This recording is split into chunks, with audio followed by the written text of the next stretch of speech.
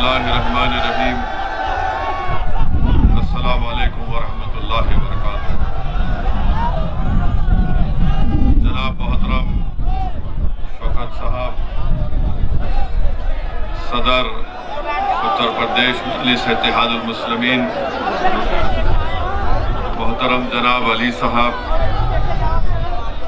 फर्जन जनाब अतीक साहब, जिला सदर एडवोकेट फ़हीम साहब, फुरखान चौधरी साहब, डॉक्टर यामीन सैफी विधानसभा सदर साउथ, शहर सदर हाजी नौशाद कुरैशी साहब, मौलाना असद जमाली तंजीमी सेक्रेटरी मीरठ, जनाब सैयद राना साहब, शोएब त्यागी साहब, मोहतरम जनाब पवन राव अम्बेडकर साहब, नौफिल रोमानी साहब जनरल सेक्रेटरी यूपी, कारी खालिद साहब सदर जमीयतुल उलमा मीरठ, डॉक्टर मेहताब चौहान साहब वेस्ट यूपी के इंचार्ज, फरहान जुबैरी साहब, हाजी शाहिद सैफी साहब, आवेदक प्रत्याशी साउथ मीरठ, इमरान अंसारी, अनस कुरैशी, विनोद जाटव साहब, मौलाना एजाज साहब, हाजी साहिद साहब, गुलाम साबिर साहब जनरल सेक्रेटरी यूपी, हाजी शाहिद खाजी अंसारी वेलफेयर सोसाइटी के सदर हैं, मौजूद हाज़रीन इकराम, बुजुर्गान मिल्लत, मेरे नौजवान साथियों, आपका बेहद शुक्रिया कि आपने आज अपना कीमती वक्त निकाल कर मजलिस इत्तेहादुल मुस्लिमीन के इस जलसे आम में शिरकत की। मैं आपका तहे दिल से आपका शुक्रिया अदा करता हूँ। मेरे अजीज दोस्तों और बुजुर्गों, नौजवान साथियों, अभी आपने मजलिस इत्तेहादुल मुस्लिमीन के जिम्मेदारों से बसीद और अफरोज के खिताबात को सुना। मैं आपसे गुजारिश करने आया हूँ और आपको ये बताने आया हूँ और आपको ये तयख्खुन देने आया हूँ कि मैं उत्तर प्रदेश को अपनी ज़ाती अनानियत के लिए नहीं आया हूँ। मैं उत्तर प्रदेश में अपनी मकबूलियत में इजाफा करने के लिए नहीं आया हूँ। मैं अगर उत्तर प्रदेश को आया हूँ और इंशाअल्लाह आता रहूँगा, सिर्फ मेरा मकसद एक ही है और अल्लाह सुब्हानहू व तआला मेरी नीयत से वाकिफ़ है।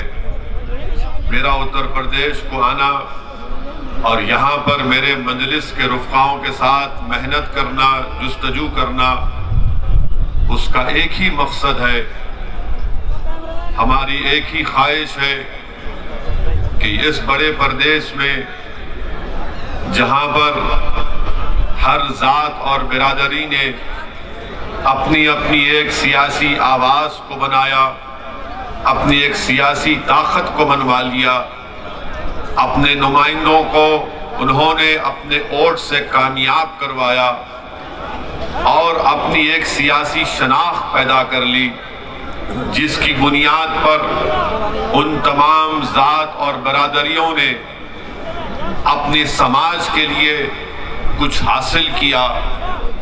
अगर कोई समाज इतनी बड़ी तादाद में रहने के बावजूद भी अगर उसने अपने लिए कुछ हासिल नहीं किया, अपने बच्चों के तालीम का इंतज़ाम नहीं कर पाए, जिन्होंने अपने मुस्तक़बिल को रोशन नहीं कर पाए, जिस समाज की आंखों के सामने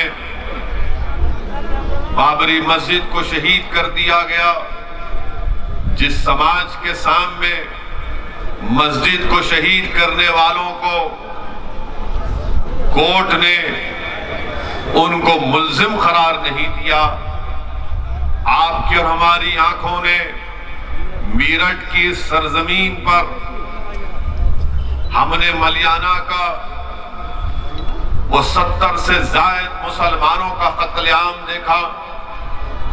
आपने मेरठ में हाशिमपुरा में 40 से जायद मुसलमानों को यूपी की पीएसी पुलिस ने ले जाकर नदी के किनारे में उनको गोली मारकर उनको हलाक कर दिया, शहीद कर दिया। हमने फसादों को देखा, मगर मैं आज आपसे हाथ जोड़कर अपील करने आया हूं कि उत्तर प्रदेश के 19% मुसलमानों को अपनी एक सियासी अलहायदा ताकत बनाने की जरूरत है। आपको अपनी लीडरशिप को बनाना है। आपको, अगर आप चाहते हैं कि उत्तर प्रदेश में आपको आपका हिस्सा मिले, आपका मुकाम मिले, आपको इज्जत मिले, आपसे नाइंसाफी का खात्मा हो, आपके मासूम बच्चे और बच्चियों को स्कूल मिले, नौजवानों को कॉलेज मिले, नौजवानों को नौकरी में उनका हिस्सा मिले, पुलिस का जुल्म का खात्मा हो, तो याद रखो आपको एक सियासी ताकत बनना पड़ेगा। जिस तरह उत्तर प्रदेश में दलितों ने और खास तौर से जाटवों ने बहन मायावती को अपना नेता बनाया, जिस तरह उत्तर प्रदेश के यादवों ने मुलायम सिंह यादव को अपना नेता बनाया, जिस तरह यहां पर हर समाज के लोगों ने जाटों के लिए चौधरी चरण सिंह से लेकर अजित सिंह से लेकर आज उनके बेटे ये कहते हैं कि जाट हमारे साथ है। मेरे अजीज दोस्तों और बुजुर्गों, यहां पर कुर्मियों ने कई नेताओं को अपने पैदा किया। कितनी ऐसी बिरादरियां हैं, ठाकुर हैं, जो आज उत्तर प्रदेश के मुख्यमंत्री को योगी जरूर है मगर उसको अपना ठाकुर नेता मानते हैं। ब्राह्मण समाज के लोग हैं।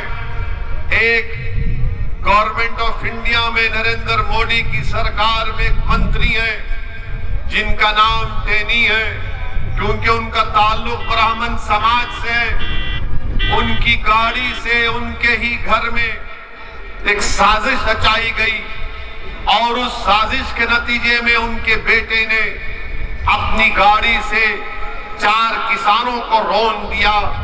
मगर नरेंद्र मोदी, जो अपने आप को बड़ा बहादुर वजीर आजम कहते हैं, वो ब्राह्मण समाज को नाराज नहीं करना चाहते और टेनी को अपनी कैबिनेट से नहीं हटाते।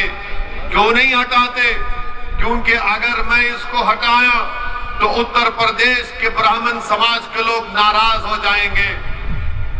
अपने ही गाड़ी से उनके बेटे ने 4 किसानों को खत्म कर दिया। मैं आपको ये मिसालें इसलिए दे रहा हूं ताकि आपको अंदाजा हो जाए। आपको जानकर तकलीफ भी होगी कि मलियाना का फसाद कब हुआ था। मलियाना का फसाद मई 34 साल हो गए। 70 मुसलमानों को गोली मारकर शहीद कर दिया गया था। अब तक मुकदमा खत्म नहीं हुआ है। 800 तारीख कोर्ट ने दी और हर तारीख 800 तारीख हो गई। माने क्रिमिनल लॉ में एक तारीख बन गई कि 70 मुसलमानों को 34 साल पहले गोली मारकर शहीद कर दिया गया, कत्ल कर दिया गया। 34 साल में कांग्रेस की सरकार, 34 साल में बीएसपी की सरकार, 34 साल में समाजवादी की, बीजेपी की सरकार, मगर किसी ने भी उन मलियाना में मरने वालों से इंसाफ नहीं किया।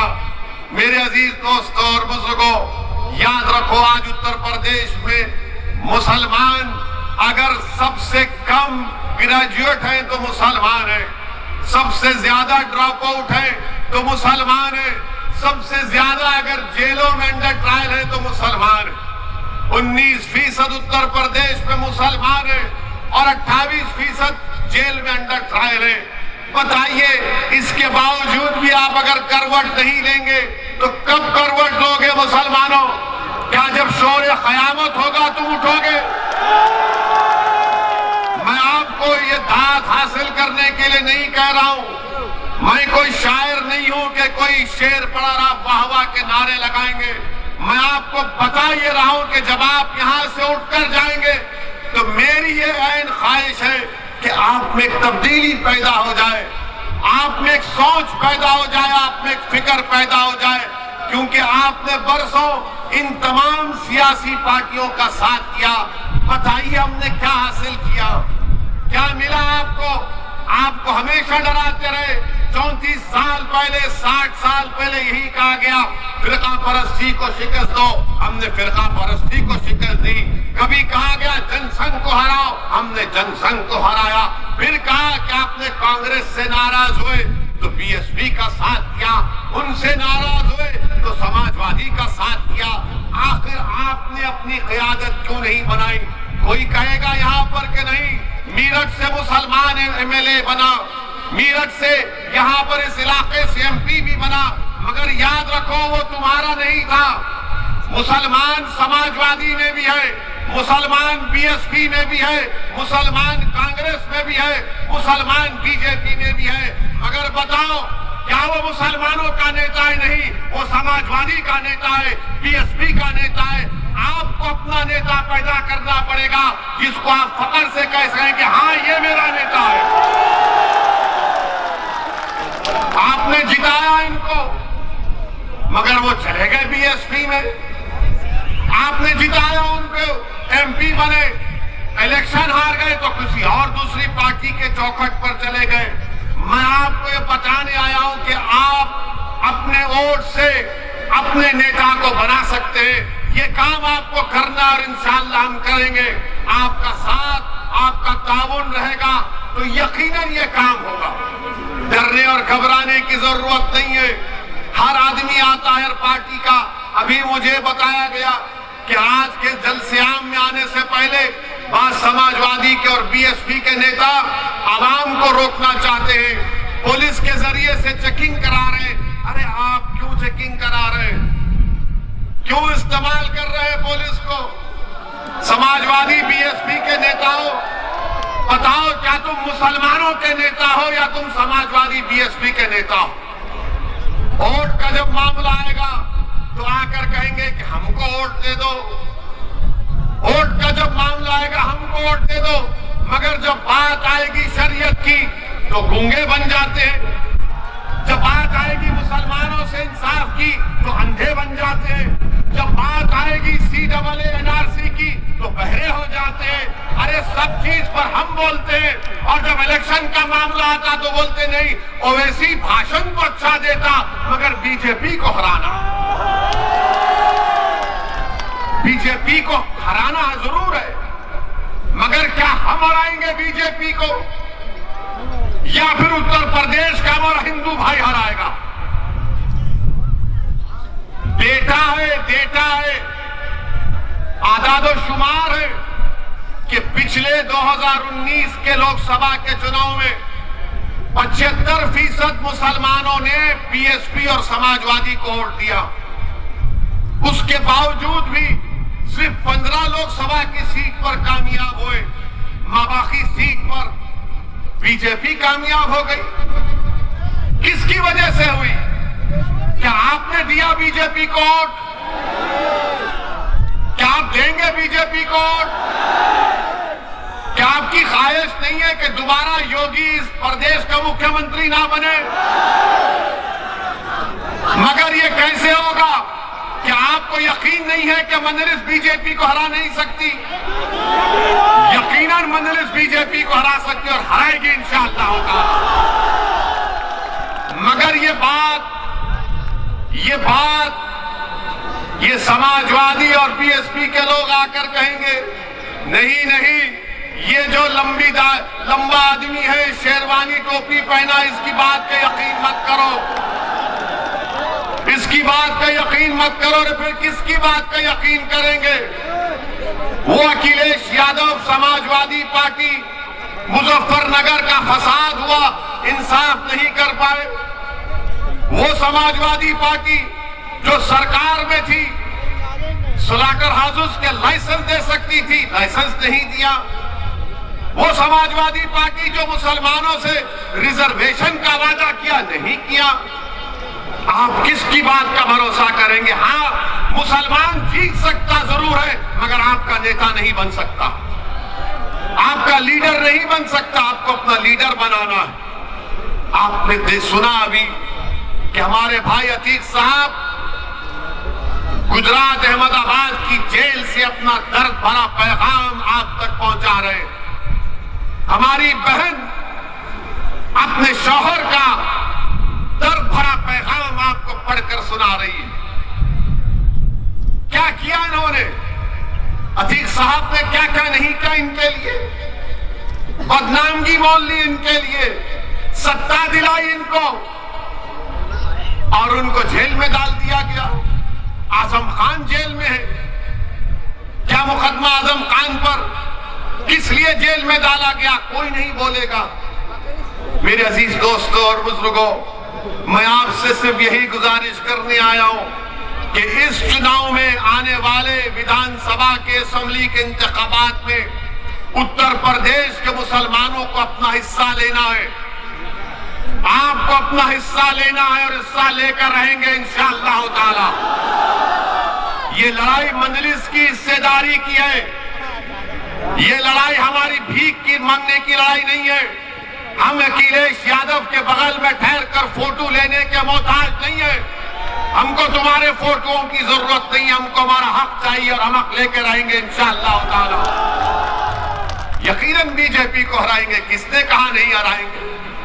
अभी हम सुन रहे थे कि मीडिया के लोगों ने हमको मैसेज भेजा कि उत्तर प्रदेश में किसी जगह पर नरेंद्र मोदी देश के वजीर आजम ने कहा कि गंगा एक्सप्रेसवे से सबको फायदा पहुंच जाएगा।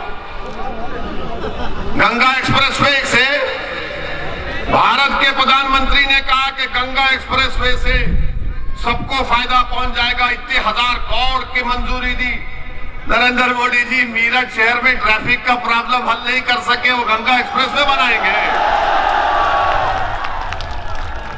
गंगा एक्सप्रेसवे बनाएंगे। कितना लंबा लंबा छोड़ते हैं। बिजली बम्बा बाईपास मीरठ का मोदी जी कब से बन रहा है? अखिलेश के जमाने से चल रहा है।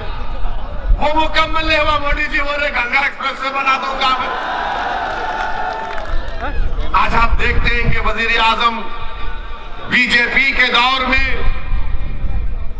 आज महंगाई आसमान को छू रही है। 14% इन्फ्लेशन रेट है। जीएसटी साबुन से लेकर बनियन तक जीएसटी नरेंद्र मोदी लगा दिए। अरे जीएसटी साबुन से लेकर बनियन तक। और फिर जो लोग फिक्स डिपॉजिट में पीपीएफ में इन्वेस्टमेंट किए उनको क्या मिल रहा है वो सोच ले। जो मोदी के भक्त हैं, जो दिन रात मोदी मोदी करते हैं, मैं उनसे मुखातिब हूं, आपसे नहीं हूं। मैं उनको कह रहा हूं, शायद उनके कान में अगर मेरी बात पहुंच जाए तो उनके दिमाग के जाले साफ हो जाएंगे। और फिर खाना महंगा, तेल महंगा और आमदनी कुछ नहीं है। पेट्रोल डीजल की कीमतें आसमानों को छू रही है। आप बताइए, इतने महंगाई के दौर में गरीब आदमी 2 वक्त का खाना अपने बच्चों को, अपने माँ बाप को खिलाने के लिए परेशान है। मगर मोदी जी क्या कह रहे? मैं गंगा एक्सप्रेस से बना दूंगा, इतने 1000 करोड़ लगा दूंगा। अरे इन्फ्लेशन को कम कैसा करेंगे मोदी जी? कीमतें कैसा कम होगी वो बताइए ना। आपने बनियन पर जीएसटी, साबुन पर जीएसटी आपने सब लगा दिया। क्या बचा बताइए? अब खाली सांस लेने पे जीएसटी लगना बाकी है। भारत के प्रधानमंत्री के पास इसका जवाब नहीं है। और फिर आजादी के बाद इतना फर्क आया है आमदनी के, इनकम इनइक्वालिटी में। अच्छे दिन की बात करने वाले कहां गए? बुरे दिन ही आ गए पूरे। नरेंद्र मोदी के पास इसका कोई जवाब नहीं है मेरे अजीज दोस्तों और बुजुर्गों। और फिर ये फेंकू है, मालूम मुझे, बोलने की जरूरत नहीं है।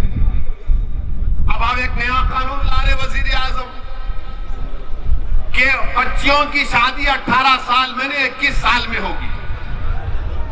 बच्चियों की शादी 18 साल में नहीं 21 साल में होगी।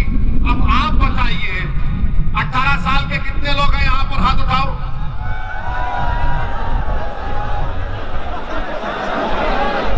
यानी अब आप वोट डालेंगे ना? आप अपने पसंद के विधायक को वोट डालेंगे ना?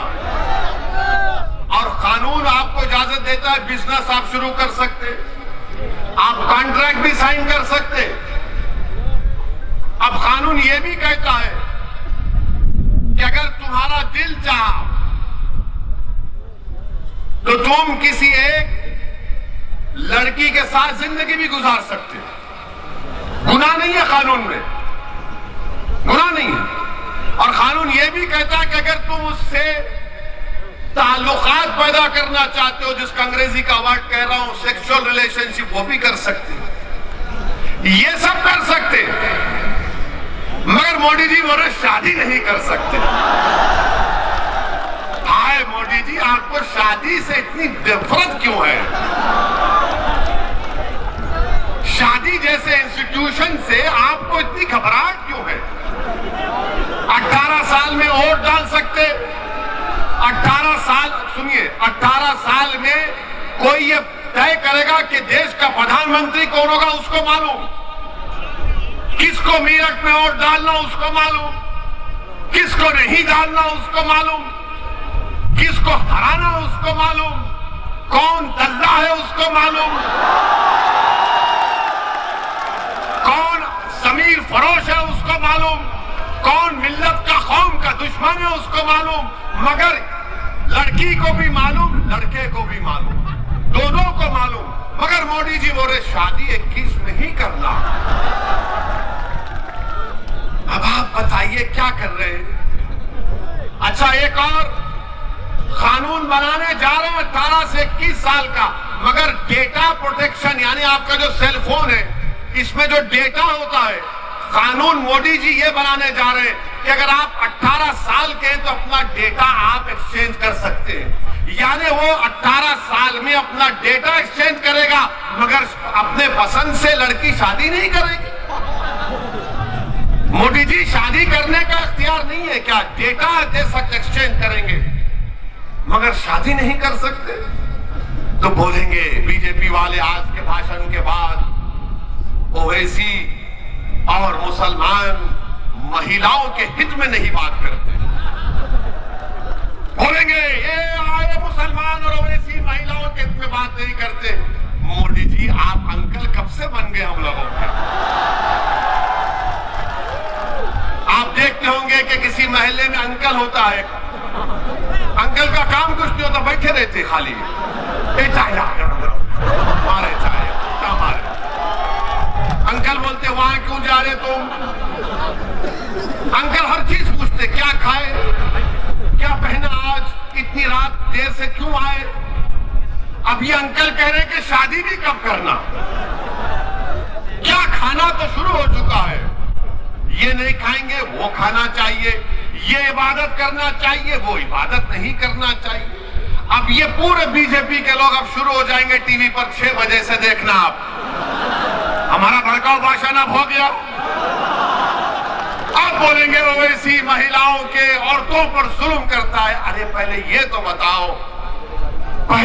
बताओ, जब 18 साल में लड़की वोट दे सकती है तो क्या उसको नहीं मालूम किससे शादी करना नहीं करना?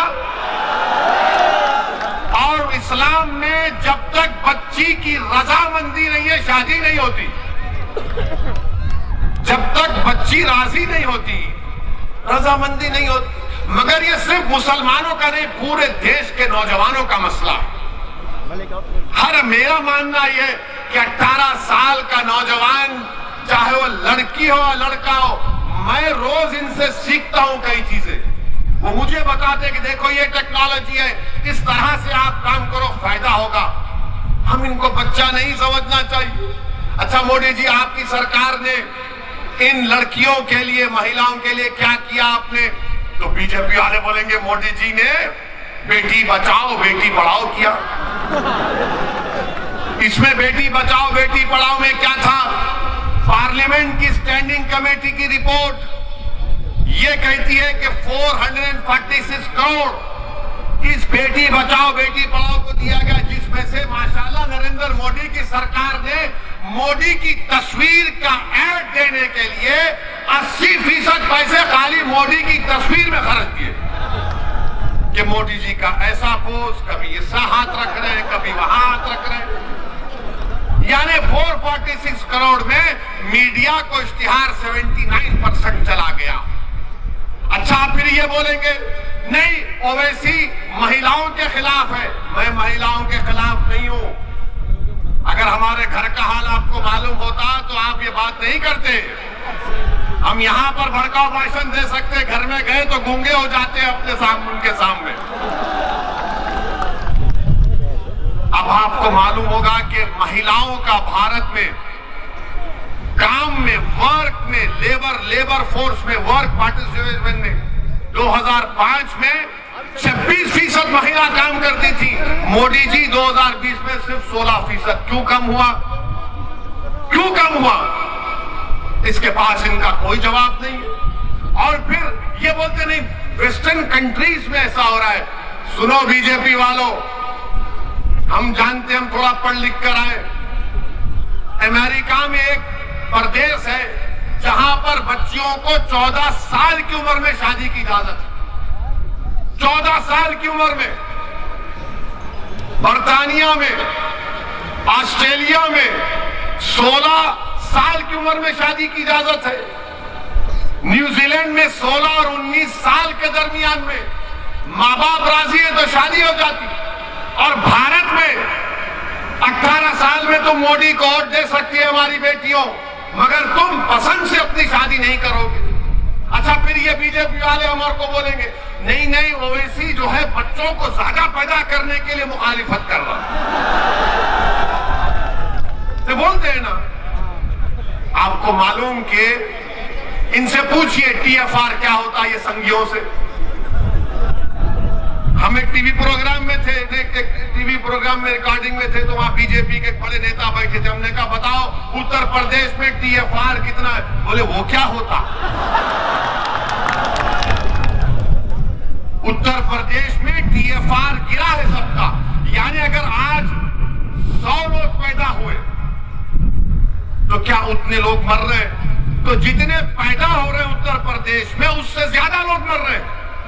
उसको टीएफआर समझाने के लिए मोटा मोटा टीएफआर गिरा है, इनको पता ही नहीं है। भारत में टीएफआर गिरा है और ये बार बार ये बीजेपी आरएसएस वाले बोलते बच्चे बहुत पैदा हो रहे, तो बच्चों का कानून बना दो, बच्चों का कानून देखेंगे। बनाओ।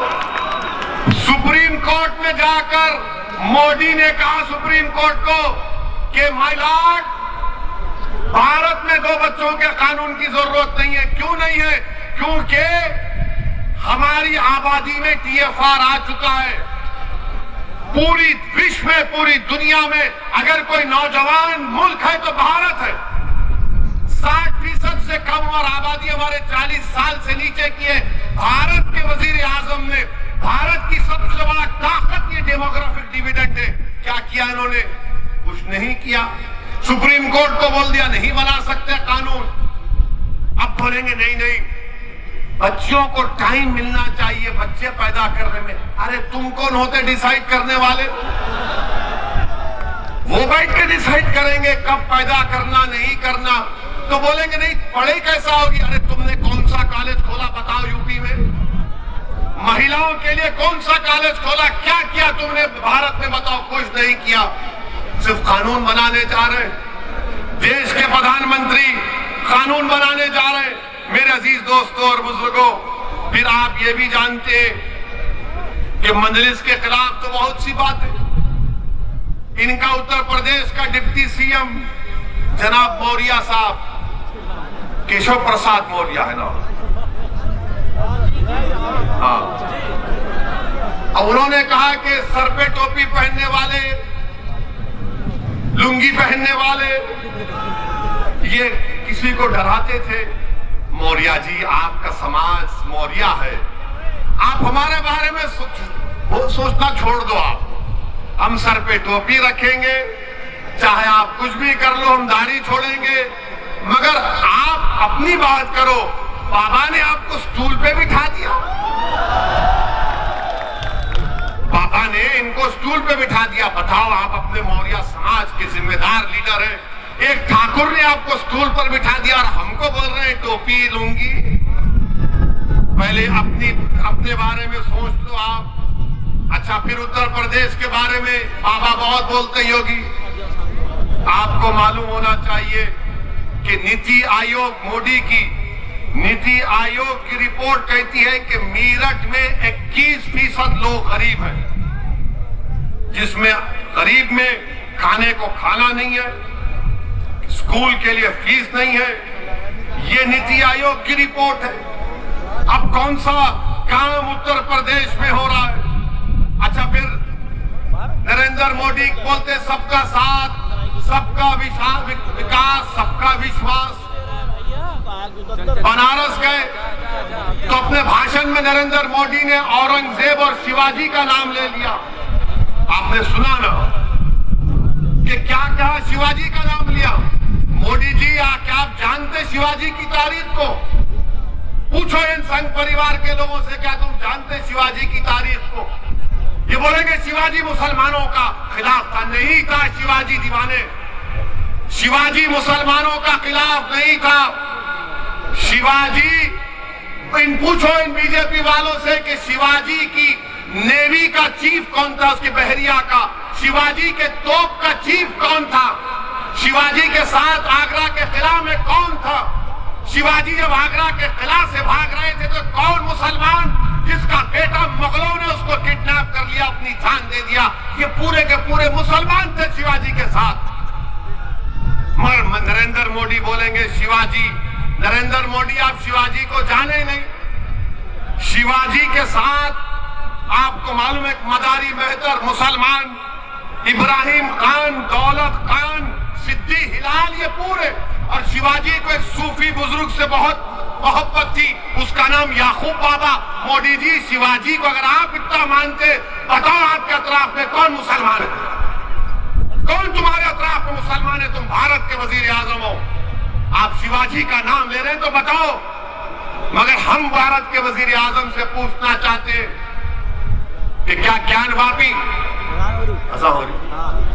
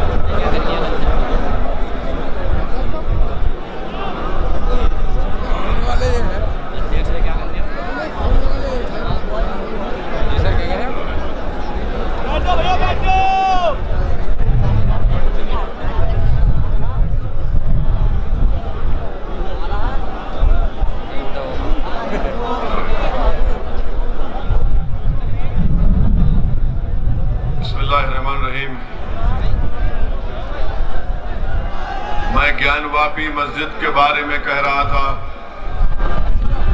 कि क्या मोदी सरकार ज्ञान वापी मस्जिद को खूबसूरत नहीं बना सकती?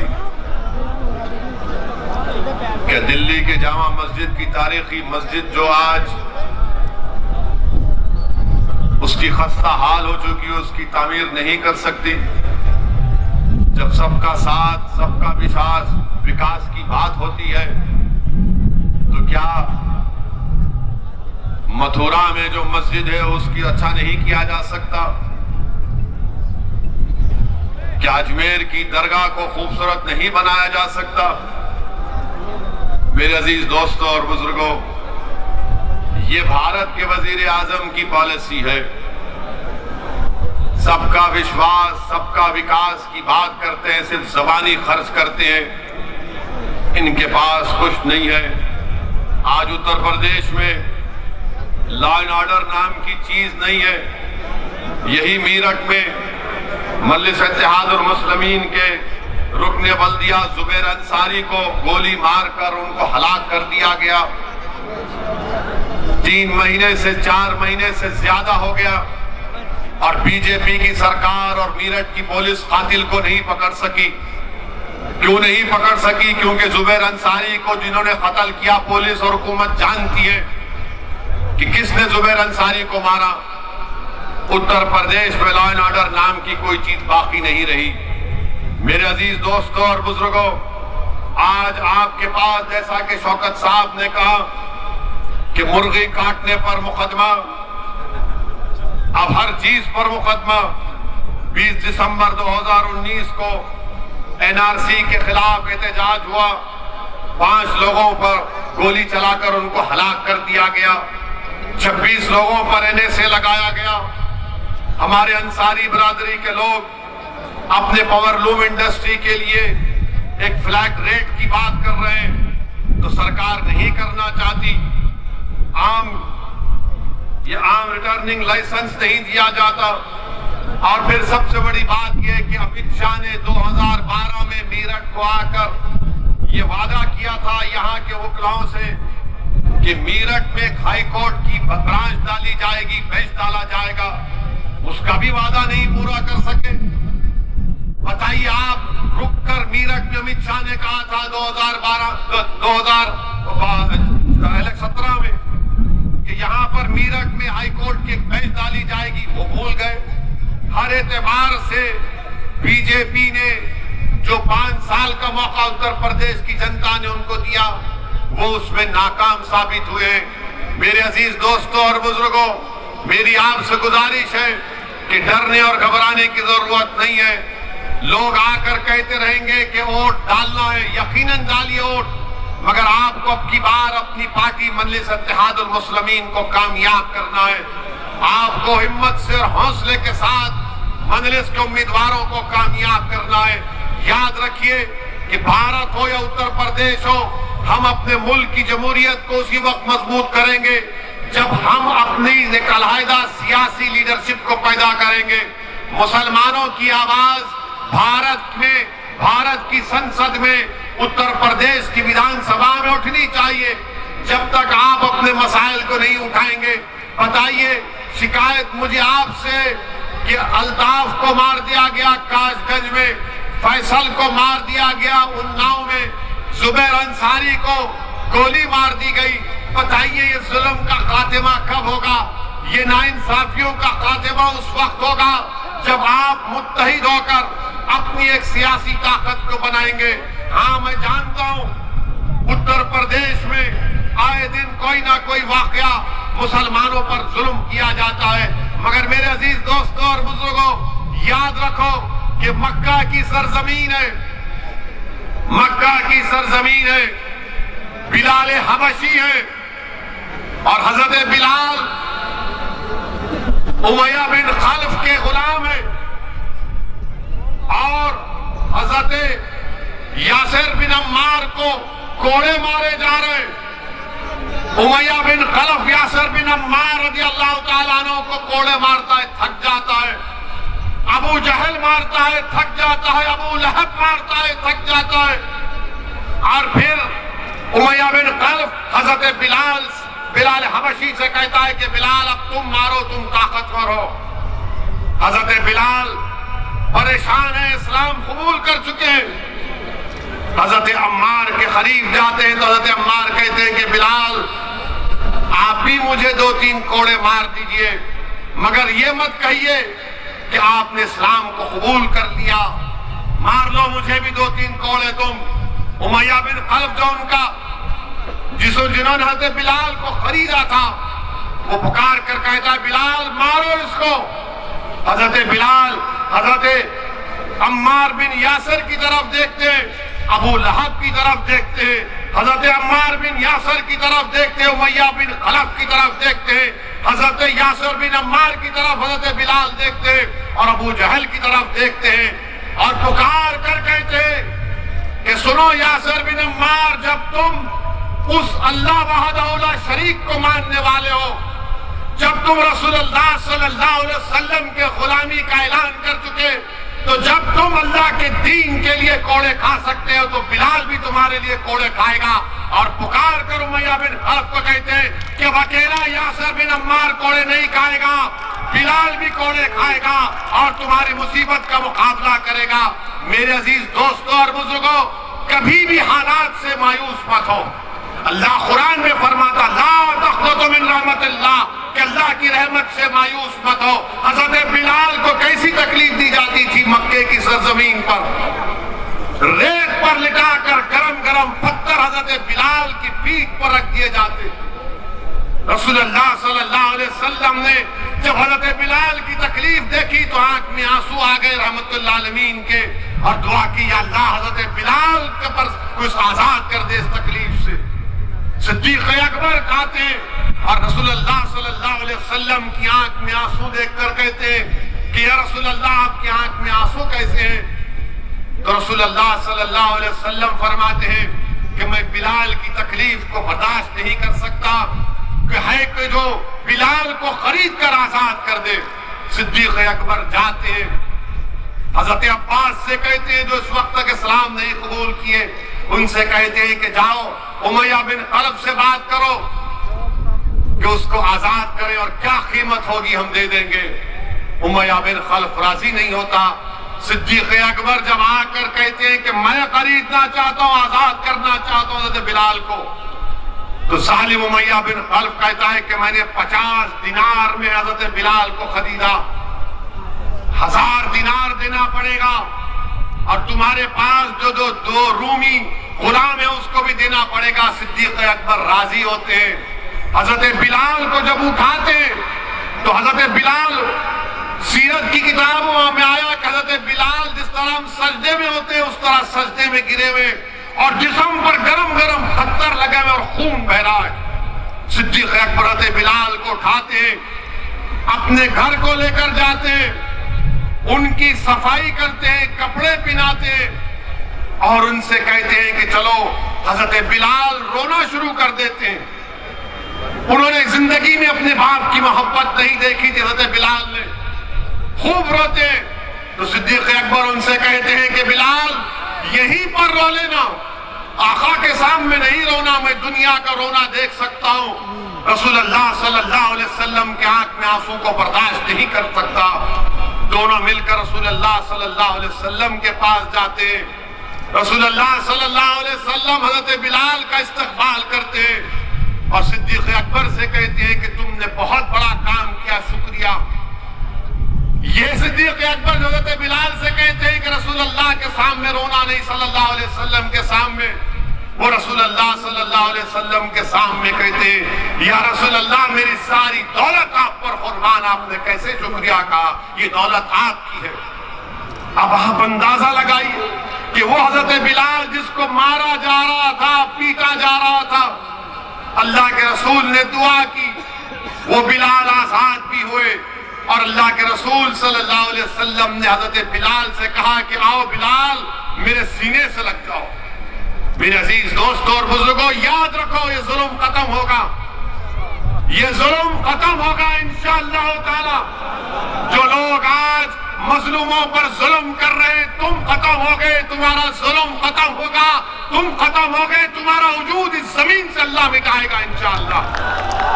तुम्हारा जुल्म हमारे हौसलों को, हमारे पैरों में डगमगाहट नहीं पैदा करेगा। तुम जितना जुल्म करोगे हमारे हौसले बढ़ते जाएंगे, तुम जितना दबाओगे उतना उठेंगे इंशाअल्लाह ताला। क्योंकि अल्लाह ने कुरान में फरमा दिया, जिन्होंने अल्लाह पर ईमान लाया और डट गए जमीन पर, अल्लाह उनकी फरिश्तों से मदद करता। तो तुम डट जाओ जमीन पर, तुम डट जाओ जमीन पर, हिम्मत मत हारो। जैसा कि किसी शायर ने अच्छा कहा, इधर आ सितमगर हुनर आजमाए, इधर आ सितमगर हुनर आजमाए, तू तीर आजमा हम जिगर आजमाए। मेरे अजीज दोस्तों और बुजुर्गों, तारीख में भरी पड़ी है हजरत बिलाल की वो तकालीफ हमारे सामने। हजरत सुमैया को नेजा मारकर उनका हमल साकित कर दिया गया। हजरत शहीदुल शोहदा हजरत हमजा की लाश से क्या किया गया था, तो तुम क्या समझ रहे हो कि हम पर जो जुल्म किया जाएगा? अरे मेरे अजीज दोस्तों और बुजुर्गों, कामयाबी इंशाअल्लाह ताला आपके कदम चूमेगी, कामयाबी कदम चूमेगी जो लोग आज जुल्म कर रहे हैं। याद रखो, इख्तिदार हमेशा किसी के पास रहने वाला नहीं है, इख्तिदार जाएगा इंशाअल्लाह ताला। जो लोग आज जुल्म कर रहे हैं ताकत के बलबूते पर, इख्तिदार के नशे में आकर, कल तुम्हारे पास इख्तिदार नहीं होगा, कल तुम्हारे पास इख्तिदार नहीं होगा। और मेरे अजीज दोस्तों, नौजवानों, हमेशा आपसे कह रहा हूं कि अपने दिल पर भरोसा करो, दिमाग पर मत करो। दिमाग तुमको डराएगा। जब हजरत बिलाल को उमैया बिन खलफ ने कहा कि लो घोड़ा लेकर मारो, तो हजरत बिलाल की नीयत साफ थी। वो देख रहे थे कि अगर मैं नहीं मारूंगा तो आग में डाला जाऊंगा, मुझे मारा जाएगा। मगर दुनिया ने देख लिया कि हजरत बिलाल ने सच्चाई का साथ दिया, हजरत बिलाल ने अपने दिल को माना और सच्चाई का हक का साथ दिया। तो वो उरूज पर पहुंचे। कौन से उरूज पर? कि जब मक्का फतह हुआ तो मक्के की छत पर खड़े होकर सियाफाम हजरत बिलाल ने, साहब रसूल ने नमाज दी। मेरे अजीज दोस्तों और बुजुर्गों, नौजवानों, याद रखो, किसी शायर ने अच्छा कहा था, अकल को तनकीद से फुर्सत नहीं, अकल को तनकीद से फुर्सत नहीं। इश्क पर ईमान की बुनियाद रखो, इश्क पर ईमान की बुनियाद रखो। अगर तुम यही डरते रहोगे बीजेपी आ जाएगी, बीजेपी आ रही तुम्हारे वोट से नहीं, बीजेपी आ रही है तो हिंदुओं के वोट से आ रही है, मुसलमानों के वोट से नहीं आ रही बीजेपी। ये बात तुमको कोई नहीं कहेगा, ये बात तुमको कोई नहीं कहेगा। मैं तुम्हारे दरमियान में खोलकर कह रहा हूं, मैं किसी मजहब का खिलाफ नहीं हूं, मैं किसी मजहब का खिलाफ नहीं हूं, ना कभी रहूंगा। सच्चाई को बयान कर रहा हूं। बल्कि मेरी तो ख्वाहिश है कि मंजलिस के साथ दलित भी खड़ा हो, हमारा भाई, मंजलिस के साथ हमारे ओबीसी समाज के भाई और उनकी बरादरियां खड़े हो जाए। हम तो चाहते हैं कि पूरा वंचित समाज एक जगह पर हो जाए, ये हमारी कोशिश है। मगर ये आकर कहना कि बीजेपी आ जाएगी, अरे बीजेपी मेरी वजह से नहीं आ रही है, बीजेपी आ रही है तो किसी और की ओर से आ रही है। वो मोदी का दीवाना हो चुका है, हम नहीं हुए हैं। उनके दिलो दिमाग पर मोदी छा चुका है, हमारे दिलो दिमाग पर मोदी नहीं छाया हुआ है। वोट उनके तरफ भाग रहे और ये आकर ये समाजवादी के लोग, इन्हें ऐसा हो जाएगा, ओवैसी ऐसा बोलता है। अरे भाई मेरे, तुम्हारे दो पार्टी के एमपी कल कुछ बात बोल दिए तो तुम उनकी तरफदारी, उनका दिफा नहीं कर सकते। एक 90 साल के सांसद है, बुजुर्ग है, उनकी बेहद इज्जत करता हूं मैं, वो अपनी राय भी नहीं रख सकते। मेरे अजीज दोस्तों और बुजुर्गों, मेरी आप शदबन गुजारिश है कि हमारे मसाइल हैं, तकालीफ है, मुश्किलात है, मगर हमको इस बार अपनी पार्टी को मजबूत बनाना है। डरने और घबराने की जरूरत नहीं है। अपने विधायक को यहां से कामयाब करिए आप, और ये लोग आएंगे बहुत सी बातें करेंगे, मगर मुसलमान का नेता कौन है बताओ? समाजवादी में कोई नहीं हो सकता, खाली यादव है। बीएसपी में बहन जी है। ये सब क्या रहेंगे? तुम थल्ले बन के रहेंगे वहां पर। इनकी कोई अहमियत नहीं है वहां पर। ये सामने नहीं ठहर सकते उन लोगों के, पार्लियामेंट में तकरीर नहीं कर सकते। जब हमारी पार्लियामेंट में तकरीर होती तो बोलते ओवैसी भाई आपकी तकरीर सुननी आए। मैंने कहा तुम क्यों नहीं बोलते? बोले हमारी मजबूरी है। आप बताइए काहे की मजबूरी? 19% है। जीतो, कामयाब हो और अपनी आवाज को, अपने मसाइल को उठाओ। उत्तर प्रदेश में इंशाअल्लाह ताला मजलिस इत्तेहादुल मुस्लिमीन यकीनन पूरे वंचित समाज के साथ काम करने के लिए तैयार है। अभी हमको कोई कह रहा था कि ओवैसी साहब कौन हमको हमारे साथ लेकर जाएगा? हमारा एक दोस्त है, फोन किए थे कि हमारे साथ हमको कौन लेकर जाएगा? मैंने कहा फिक्र मत करो, जब हशर का मैदान होगा रसूल अल्लाह हम सबको लेकर जन्नत में जाएंगे। हमको उनका साथ काफी, अल्लाह हमारे लिए काफी है। अरे दुनिया फानी होने वाली है। हम कोशिश करना हमारे हाथ में, ओवैसी कोशिश करेगा। आप हमारा साथ दो। नियतों का, दिल का हाल अल्लाह जानने वाला है। कामयाबी अल्लाह देगा, उरूज अल्लाह देगा और जालिमों का अल्लाह खातिमा करेगा। अस्सलाम वालेकुम व रहमतुल्लाह।